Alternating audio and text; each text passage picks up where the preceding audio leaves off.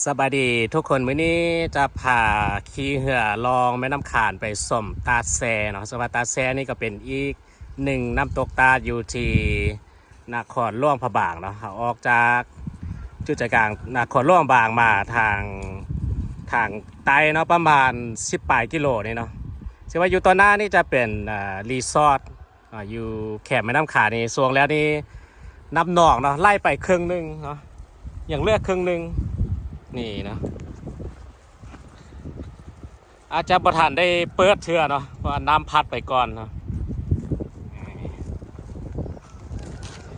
ถือว่าตอนนี้น้ำก็แห้งลงแล้วเนาะอยู่ที่น้ำขาดนี่เนาะอันนี้จะเป็นเหือเนาะ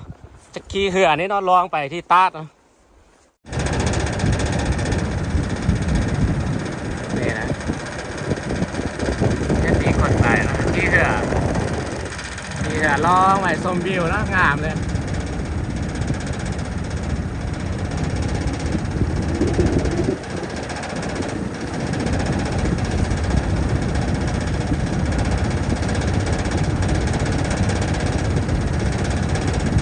โอ้หนักตาดาวนะจะเห็นน้ำตกเราไล่ลงสู่แม่น้ำขาดนี่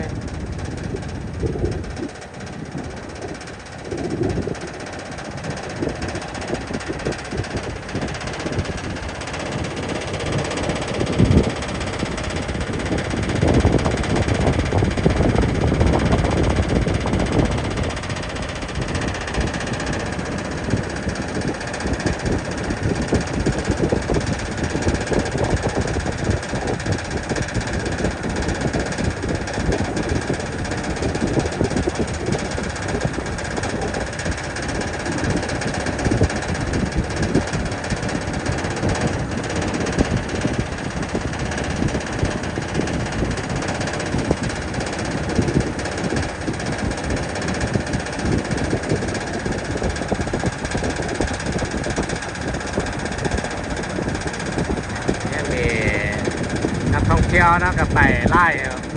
ร้านนี้ก็เป็นร้านที่งามเนาะมีน้ำตกงาม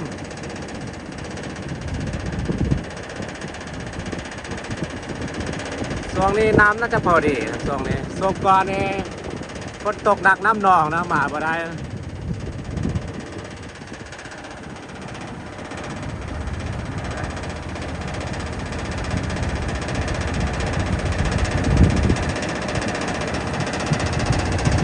ช่วงยามแรงจะไม่มีน้ำนะตาดนี่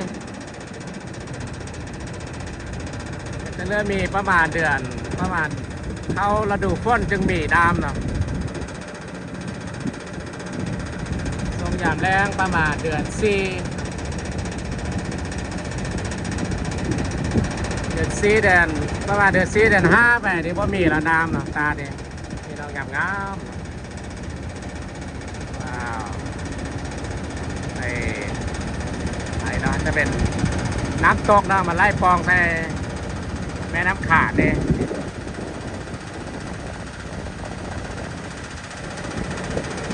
โอ้งามเลยเนี่ยสุดยอดเลยนะเนี่ยงามเลยเนาะว้าวมาเมื่อก่อนเนาะจะมีบอลจุดอาบน้ำอยู่เถิงเนี่ยจะมีอันใดไกลขึ้นไปเนาะตอนนี้ก็มีแล้วเนาะมันน่าจะมางอกเลยว่าน้ำทะลุออกไปเนาะช่วงน้ำหนองน้ำไร่เนาะคักเลยนะตาอ้ามเลยนะงามเลยตอนนี้กำลังงามเนาะน้ำพอดีเลย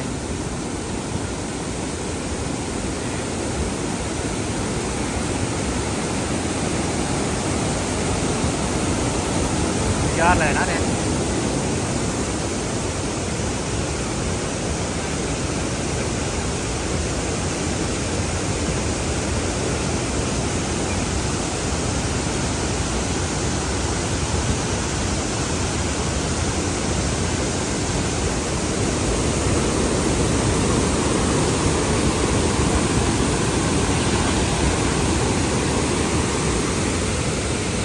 เห็นมีนักท่องเที่ยวมาอยู่เนาะแต่ว่าบ่ไล่เนาะ น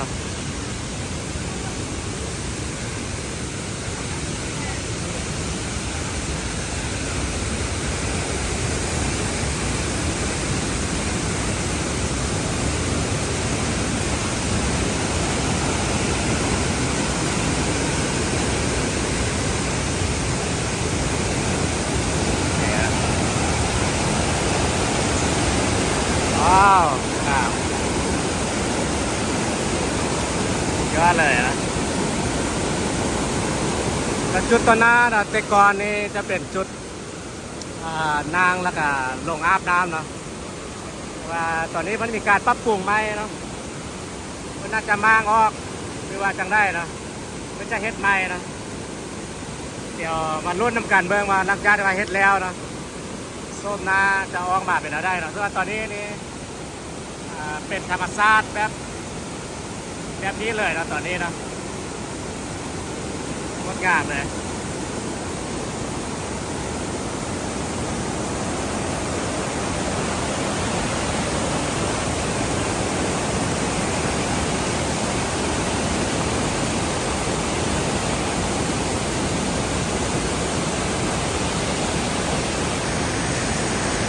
ตกเป็นขั้นเนาะ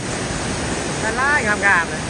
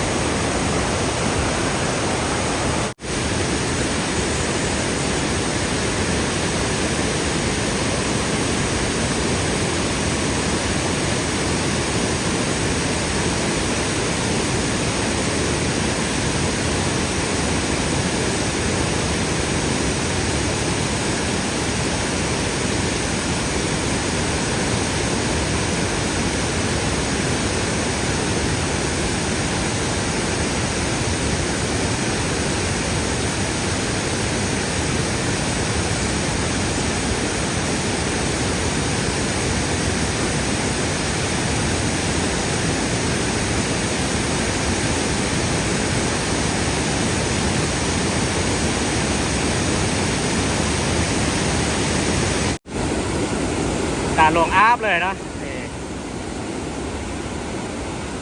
ยอดเลย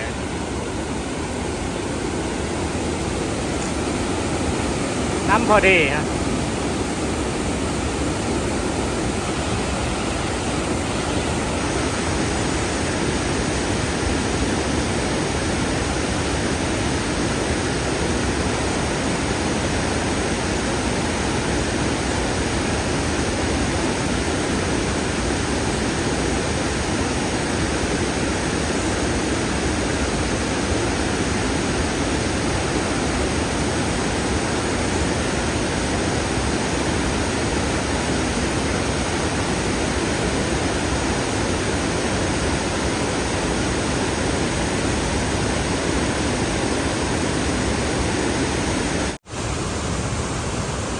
ตอนนี้อยู่ที่ตาแซนี่เพิ่นก็มีการก่อสร้างใหม่เนาะ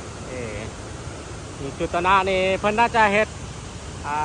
ห้านอาหารเนาะจุดนั่งกินข้าวกินน้ำเนาะอยู่นี่น่าจะเป็นห้านอาหารหรือว่าบาร์กำลังเฮ็ดอยู่เนาะเพิ่นเฮ็ดเอาเหล็กมาเฮ็ดเนาะคือว่าแต่ก่อนนี่เอาไม้เฮ็ดนะเอาไม้เฮ็ดแล้วบ่คุ้มดอนนะเพิ่นก็มีการปรับปรุงและพัฒนาไม้ตอนนี้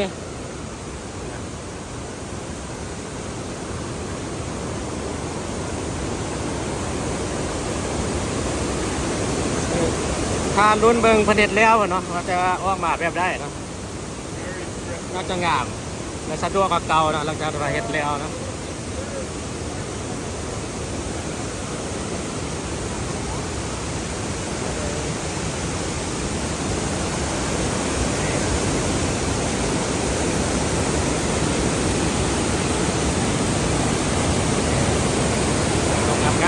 มาสมน้ำตกงามๆอาบลงน้ำก็ได้นะจุดนี้เนาะ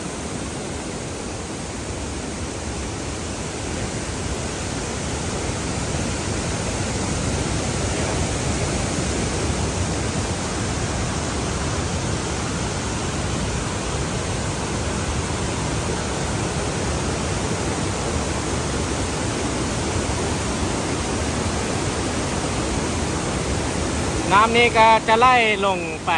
สู่ที่แม่น้ำขาดนะฮะลงมายานจุดรูมนี้มันก็กำลังก่อสร้างนี่น่าจะเป็นห้านน่าจะเฮ็ดจุดพักเสาห้านอาหารอยู่จุดนี้เนาะห้านอาหารหรือว่าค่ายเครื่องที่ระลึกเนาะอยู่นี่นะบ่แน่ใจกันเนาะถ้าเบิ่งเพิ่นเฮ็ดแล้วเพิ่นแหละเนาะนี่เนาะกำลังเฮ็ดพัฒนาใหม่เนาะเฮ็ดแล้วก็จะสะดวกสบายเนาะเพราะว่าตอนนี้บ่มีชาวบ้านมาค่ายเครื่องหรือว่าค่ายอาหารกันกินเลยเนาะเพราะเพิ่นปรับปรุงใหม่เนาะแต่ว่าก็สามารถมาเที่ยวชมน้ำตกตาดได้เนาะมาได้เนาะเพิ่นก็บ่ได้ปิดแต่ว่าช่วงนี้น้ำกำลังงามเลยเนาะแล้วก็สร้างปรับปรุงแบบนี้นะก็เลยน่าจะมีห้านอาหารห้านกาแฟงามๆเนาะหลังจากที่ว่าเฮ็ดแล้วเนาะ